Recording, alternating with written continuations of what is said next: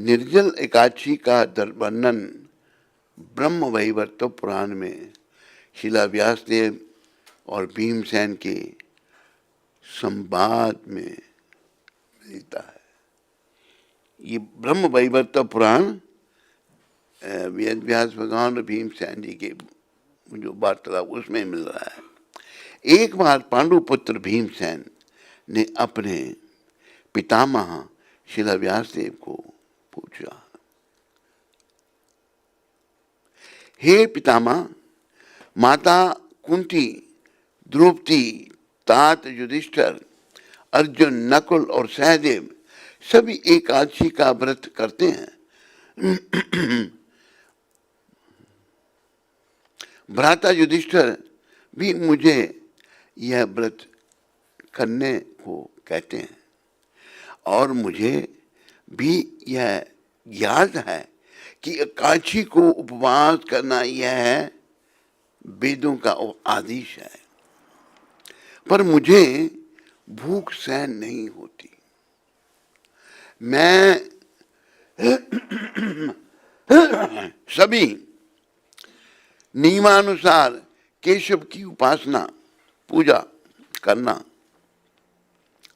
मेरे क्षमता अनुसार दान धर्म करना, ये सभी करूंगा, पर उपवास नहीं कर सकता।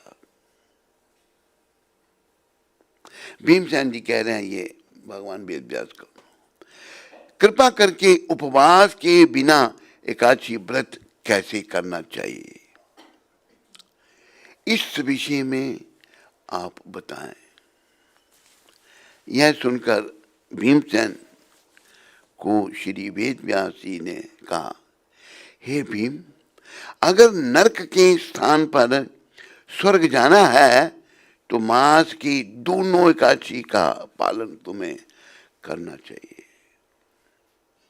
बहुत जरूरी एकादशी।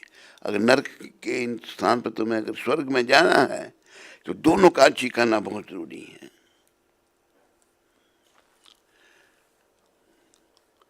अर्थात दोनों एकादशी को अन्न ग्रहण नहीं करना चाहिए। भीमसेन ने कहा, वर्ष में आने वाली 24 एकादशी को उपवास करना मेरे लिए असंभव है। साल में 24 एकादशी आती है, महीने में 2। रात दिन की बात क्या है, मैं तो क्षण भर भी भूखा नहीं रह सकता।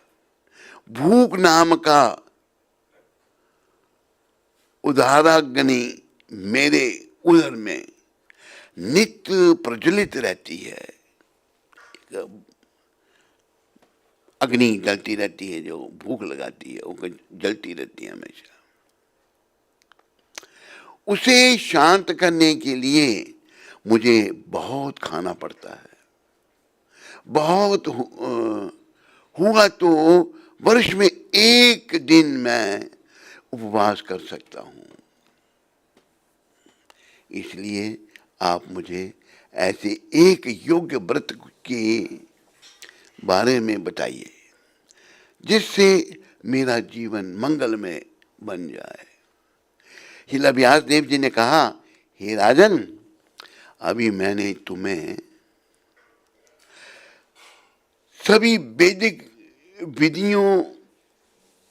विधियों बताई हैं, वैदिक विधियां बताई हैं, परंतु कलयुग में कोई भी उसका पालन नहीं करेगा। इसलिए बहुत ही ऊंचा और सर्वहितकारक श्रेष्ठ रूप व्रत में तुम्हें बताता हूं। ये व्रत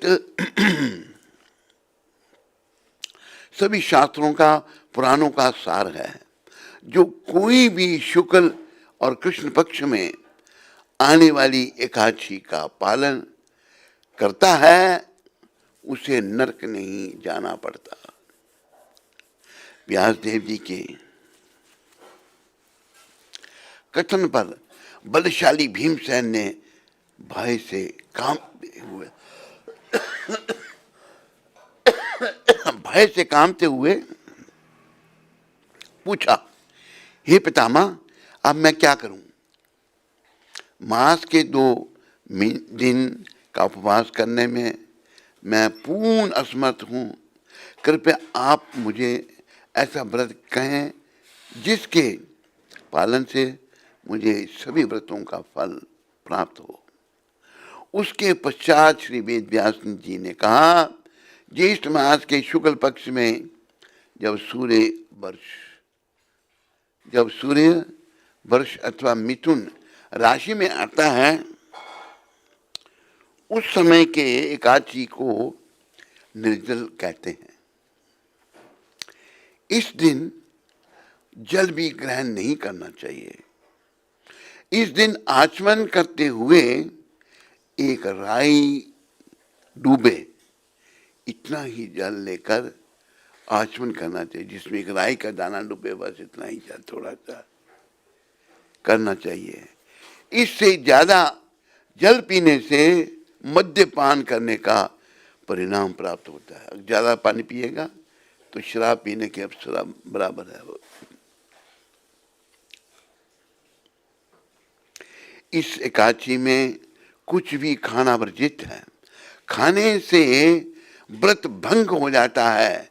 एकादशी के सूर्य उदय से द्वादशी के सूरज उदय तक पानी भी वर्जित है। इस प्रकार व्रत का पालन करने से वर्ष की सभी एकादशी का फल इस एक व्रत से होता है। द्वादशी की सुबह ब्राह्मणों को जल और सुवर्ण दान करके व्रत करने वाले को आनंद से ब्राह्मण के साथ ही भोजन ग्रहण करना चाहिए।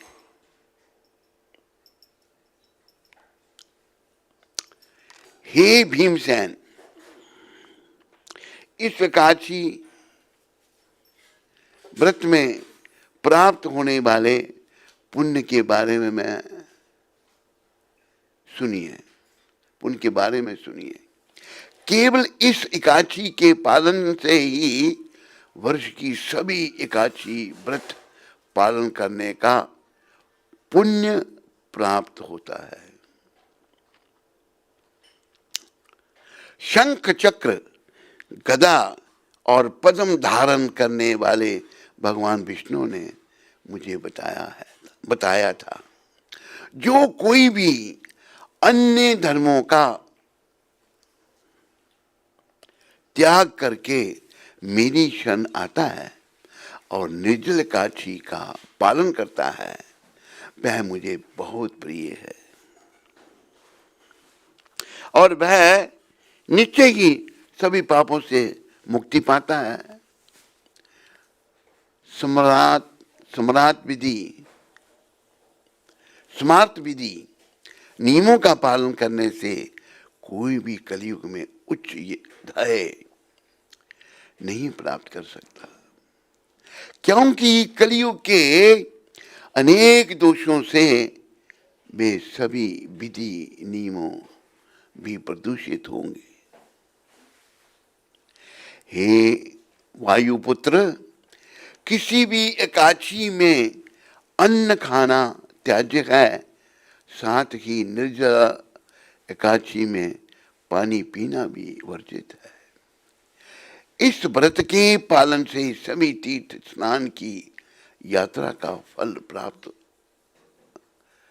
प्राप्त होता है और मृत्यु के समय भयानक यमदूतों के स्थान पर सुंदर विष्णु दूत उस व्यक्ति को वैकुंठ ले जाते हैं।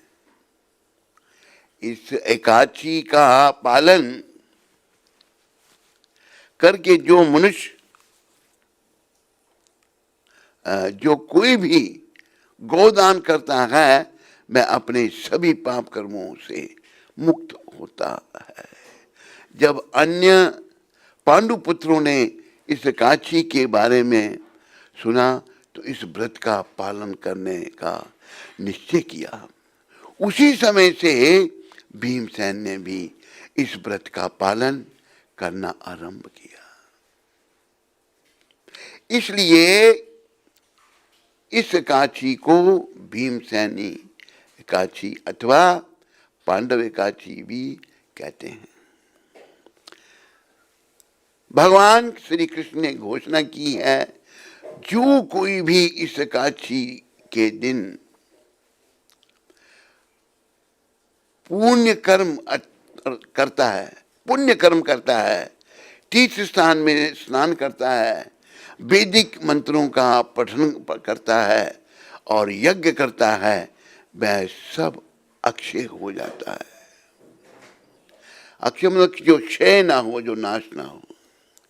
इस व्रत की महिमा जो कोई भी श्रवण करेगा, उसे अमावस के साथ आने वाली प्रतिपदा के दिन पितरों को दिया हुआ तर्पण का फल प्राप्त होता है। साथ ही उस व्यक्ति को वैकुंठ प्राप्त होता है।